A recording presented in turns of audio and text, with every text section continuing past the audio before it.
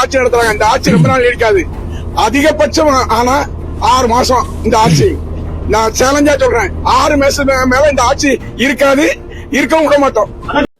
அதெல்லாம் நீடிக்காது. எப்படி நீடிக்கும்? 6 மாசம்னா 3 மாசம் கூட இந்த ஆட்சியெல்லாம் நீடிக்காது. எப்படி நீடிக்கும்? நேர்மையா அரசியல் பண்ணா நீடிக்கும். ஒரு எம்எல்ஏக்கு 35 கோடி கொடுத்து திட்டு வேலை பண்ணா எப்படி நீடிக்கும்? 35 கோடி ஒரு எம்எல்ஏக்கு எவன் அப்ப விட்டு காசு? அப்ப அந்த 5 வருஷம் எங்கெங்கெல்லாம் கை வைக்க கூடாது, எது எதெல்லாம் சுரண்டக்கூடாது சுரண்டி அவ்வளோ காசை சேர்த்து வச்சிருக்கீங்க. அப்படிதானே? எனக்கு வேணா அந்த 35 கோடி கொடுக்குறீங்களா? லைஃப் லாங் நான் டிஎம்கேக்கு சப்போர்ட் பண்றேன். ஆனா இது புதுசா இருக்குண்ணே, புதுசா இருக்கு. சரி, ஒரு எம்எல்ஏக்கு 35 கோடி கொடுத்து திட்டு வேலை பண்ணி ஆட்சியை கவுத்துட்டீங்க.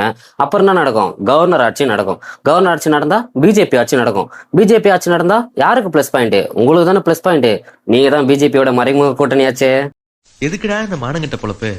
மறுபடியும் எலெக்ஷன் நடக்கும். அந்த எலெக்ஷன்ல டிவிக்கே தனி மெஜாரிட்டியில ஜெயிக்கிறதுக்கான சான்சஸ் அதிகமாவே இருக்கு.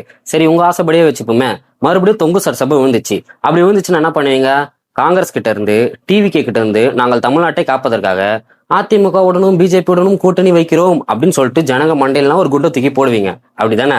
சரே, உங்க வண்டவாளெல்லாம் இந்த எலெக்ஷன்ல தண்டவாளம் ஏறிச்சு. அதனால ஆட்சியை கவக்கணும் அப்படின்னு சொல்லிட்டு ஒரு பிளான் இருந்துச்சுன்னா அதை இன்னையோட கைவிட்டு புதுசா எதனா பிளான் இருந்தா போட்டுவாங்க. நான் இங்கே வெயிட் பண்றோம். இது நம்ம லிஸ்ட்லயே இல்லையே. அடேங்கப்பா.